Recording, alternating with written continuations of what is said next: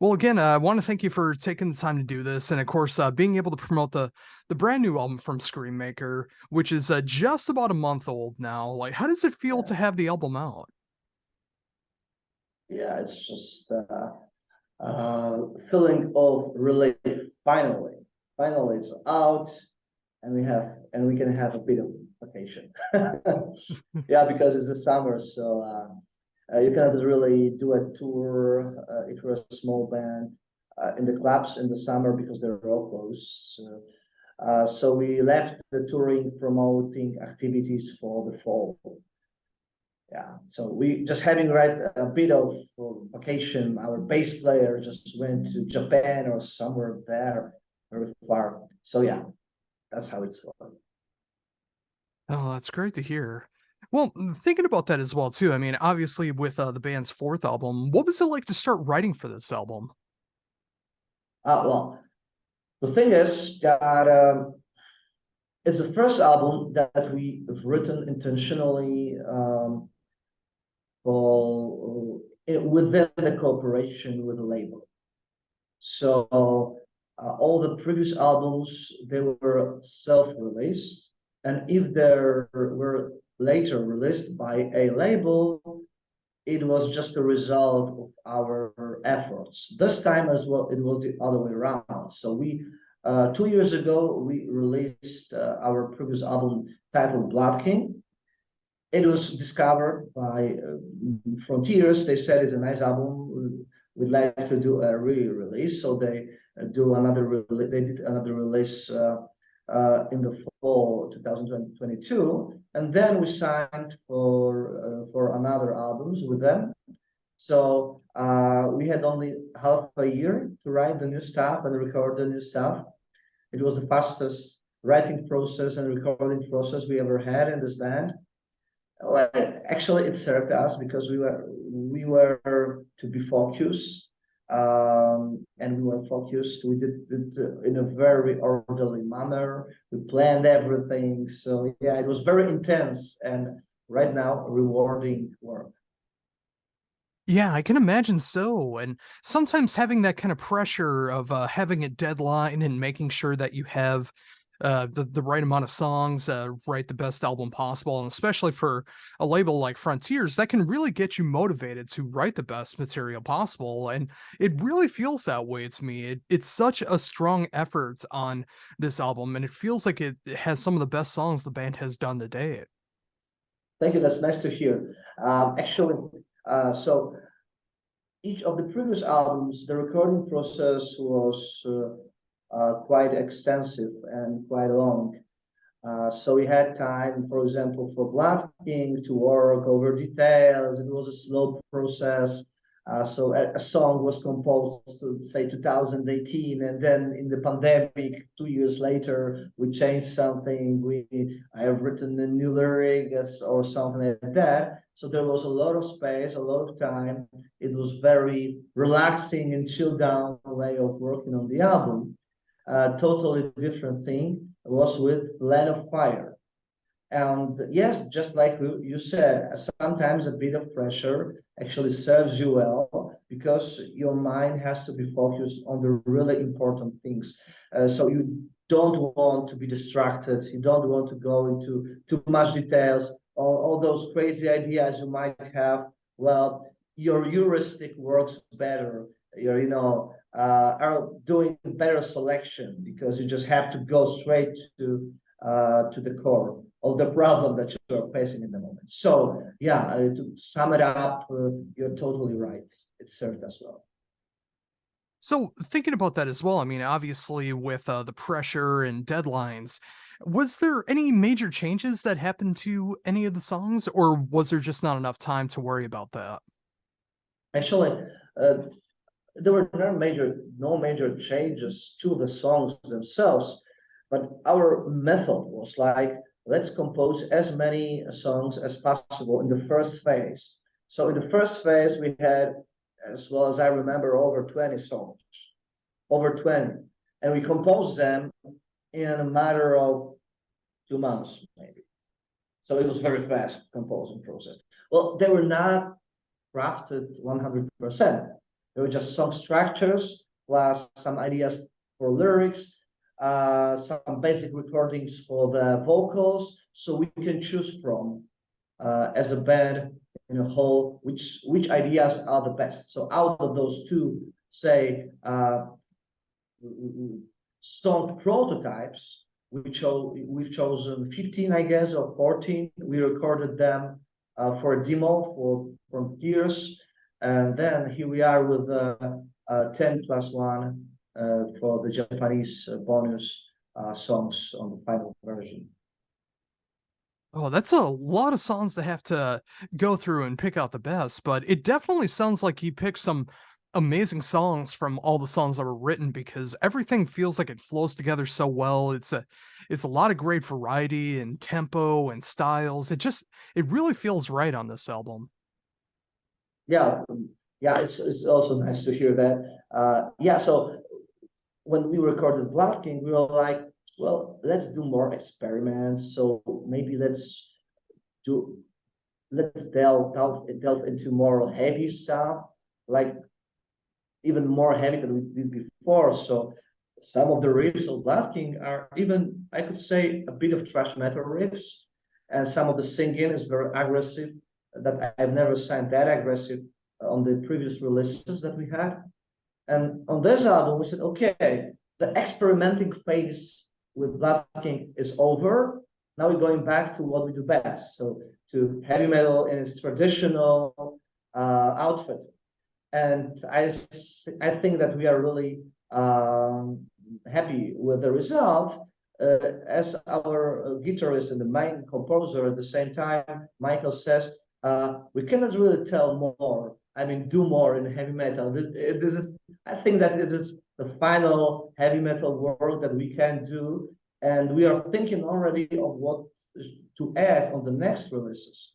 We have a new blood in the band. Bartek, he is a guitarist, he's a young guy, he's 27, you know, so compared to us, he's young.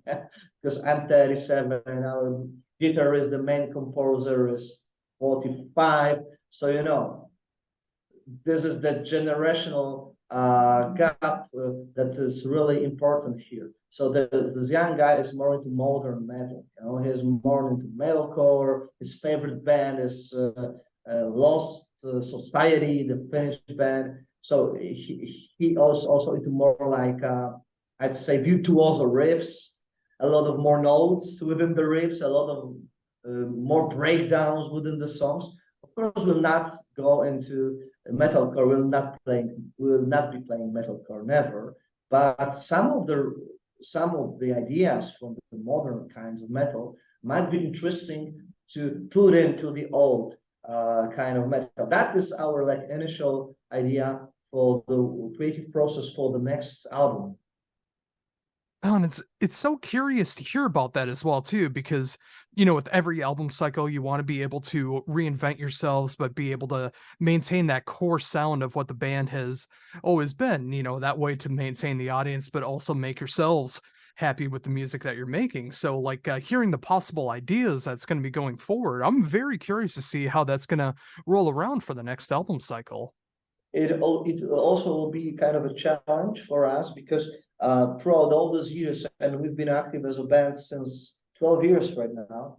So through all those years, there were like two people behind the composition. So it was Michael already mentioned, and it was me. I was responsible staying for the melodies and for the lyrics.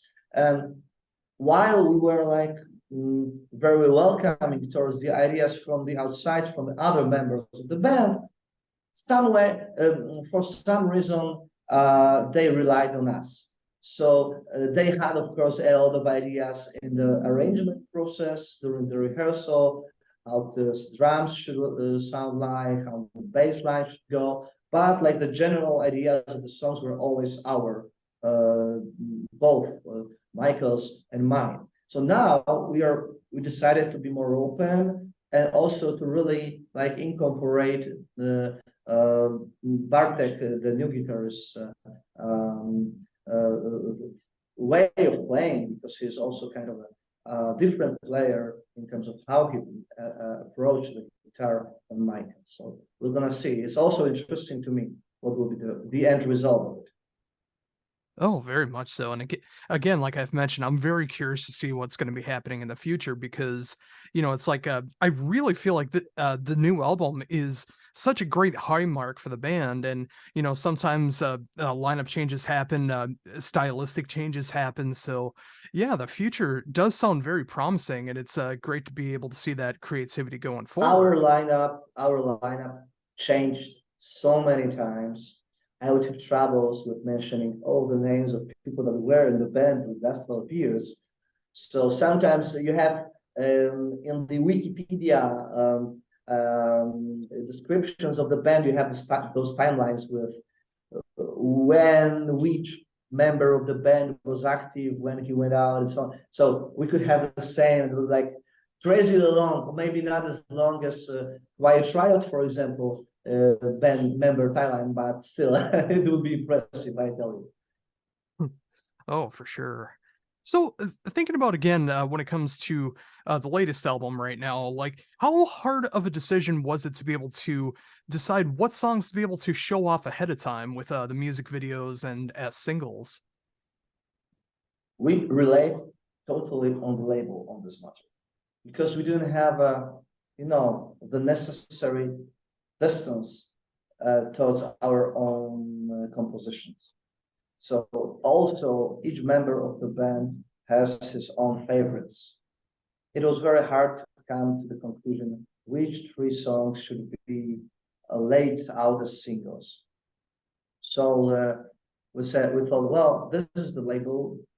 They want to sell this album. They want to make money out of it. So they will probably be good at judging which song has the biggest potential in terms of bringing in new fans. Oh, that makes a lot of sense. And thinking about that just a little bit deeper, especially when it comes to the videos, it's amazing it was kind of done that way because specifically two of the videos link up together so well visually and story wise that it was great to see that with a Frontier's backing of choosing the songs that it fits together that way. Actually, it was when they've chosen the songs, we are thinking like, okay, we have some budget, and that three songs, three singles. What to do with it? Should we do just one video and leave the other two like only in the audio versions, or should we do three videos? Of course, we have the budget constraints, so three videos probably would be of a lower quality just one video than just one video. But this we decided it was actually Michael's idea to make a big story that will kind of fit into all the three songs. So maybe it'll be like a short series that people will be waiting for how it will develop in the future. So so initially, all the three songs and all the three videos were allowed to be one story. Uh, but finally, we thought that the plot that we invented is enough just for two songs, and it would be just too much if we add one more. And the funny thing with the making and shooting of those videos that I live in a part of Warsaw that is quite like full of creative people working in creative industries, and I have like neighbors, actors, cameramans, editors, and so on and so on. And I know them like on the personal level. We drink beer together. We meet in the hallway while going to work in the morning. So I asked the guys like, we're shooting a video. Maybe you want to help? So we did it with the help of my neighbors. All the three videos are did like totally with the help of the neighbors mostly. So this is the Oh, story behind it. that's so cool to see that, like being able to see friends, neighbors being able to help contribute to the band. I mean, that's not always expected, but that's so cool to see that happen. Yeah. I mean, I was so happy that they were willing to collaborate. Also, I don't hide the fact that it's more beneficial for the band from the financial side, because if you want to hire a big company to shoot you a video like this, you'd pay, I guess, double as much as we paid for it. So Oh, that makes a lot of sense. So that does help in that way. But also, visually, what I do appreciate about the album is particularly the album cover, which I find to be so striking and really matches the tone of the album. How did that album cover come to be? So we started to work on the idea for the cover of the album December 2022. So you might recall that is the time back by which there was a world debut of ChatGPT. So at first we were tempted, like maybe we're gonna use this thing and it's gonna design the cover for us. And actually, in the beginning, our bass player, who's like a novelty geek, so he knows about everything related to new technologies. He's himself a scientist with PhD in physics, so he's quite smart also. He designed some basic idea for the cover, and we started to search for an artist that can like use this idea designed by ChatGPT and kind of rearrange it in its own way, in his or her own way, and design the final version. And it was like a futile search. So there was a lot of people wanting to do it, but we were not glad, we were not satisfied by any of those proposals that they were making. So finally, we left this idea, and I said to Michael, we have to do this cover. The time is coming. We have to send it over to the frontiers. Your wife is actually an artist. She paints, she draws, she does sculptures. Ask her. The problem is that Michael is very controlling when it comes to people from outside collaborating with the band. I mean, it's not bad because he wants to be in charge, he wants to oversee things. But you can imagine when you are that guy and you are about to work with your wife on the album cover of your band, how many like landmines are there that can just explode on the way? You want to save your relationship rather than destroy it. But so the deal was we had some general idea, but you, Estera, this is the name of his back then girlfriend, right now wife, you come up with your own idea, do whatever you'd like. We'll be satisfied with this, and we are satisfied. We like the cover. Michael did not interfere too much in the final version, so that's why he saved his relationship. let me tell that I hope he's gonna approve that I'm revealing something there. And that's the story of the artwork. That's the story of it. No. Yeah, again, I mean, sometimes it just comes from family, friends, neighbors. I mean, it Yeah, again, like we're going back before, it's just like it's sometimes great that people so close to you are able to help contribute to the band. yeah. Heavy metal these days, it's such a niche. It's a family business. Oh, for sure. So now again, that's the album has been out for almost a month now, and like you mentioned before, ideas are already filling for the next album cycle. Is there anything else that's going to be going on with the band going forward? Yeah, so this fall we are gonna play some shows in Poland, including our own festival. It's a small festival held in in Hybrydy, in the center of Warsaw. We have like five nice bands: glam rock, heavy metal, from Poland, from Germany, from Slovakia. So everybody's invited. If your listeners happen to be in Poland, so there's a lot of Americans visiting Poland. So who knows? You're welcome. We have also some club shows in the fall, and now we're working on the more shows, maybe some festivals for the next year. We'll see. So, and also we are about to start working with new material. We'd like to start creative process a bit earlier than last time. So we'll see. I'm gonna keep you posted. Just follow us on our website or wherever on social media. Oh, very cool. So thinking about that for upcoming appearances, how hard is it to put together a set list, especially when it comes to a new album cycle and you have so many songs to be able to choose from? Yeah, we already have like over 50 songs composed and recorded and released. So it's a big number, I'd say. 5 albums. I think I might not be too humble, but out of all the Polish heavy metal bands, historically, we are in the top, maybe top 5 heavy metal bands that released more than 3, 4 albums in whole career, and we are not stopping. This is not our last word. So, yeah. Well, can you please remind me the question? Because I forgot the essence of the question. Oh, I mean, just like being able to pick out what songs you're going to be using for the set list Ah, and yeah, the yeah, the set shows. list. Okay, sorry. So yeah, so it's very hard to pick up songs for the set list, but we have already some songs tested.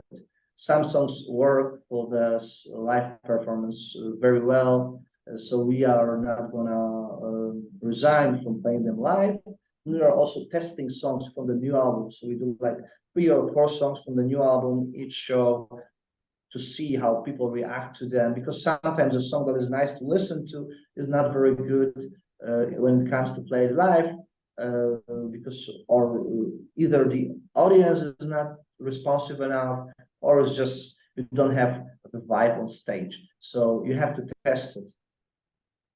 Oh, that makes a lot of sense. I mean, it can be a challenging thing, but it can also be rewarding. I mean, especially when it comes to a new album and the new songs just work so well in that live setting, and the audience really enjoys the songs. That's got to be a very rewarding feeling. Yeah, that's true. That's true. Oh, awesome. Well, I think that's a fantastic spot to end on. And I just want to thank you again for taking the time to do this, being able to promote Screenmaker, promote the new album available now through Frontiers.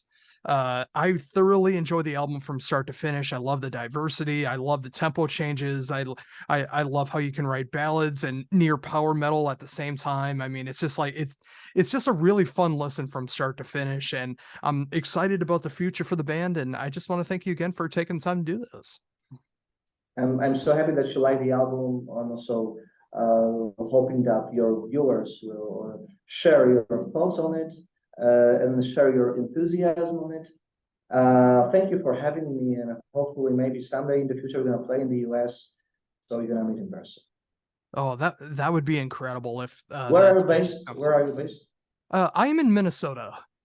In Minnesota. All right, Yes. perfect. We can go to Minnesota. Oh. Oh, hopefully one day. But yeah, again, one last time, thank you very much for taking the time to do this. I had a fantastic time being able to talk to you and promote the album, promote the band, and everything going into it. So it was great to be able to talk to you, and I hope you have a great rest of the day. Thank you, Josh. You too. Thank you.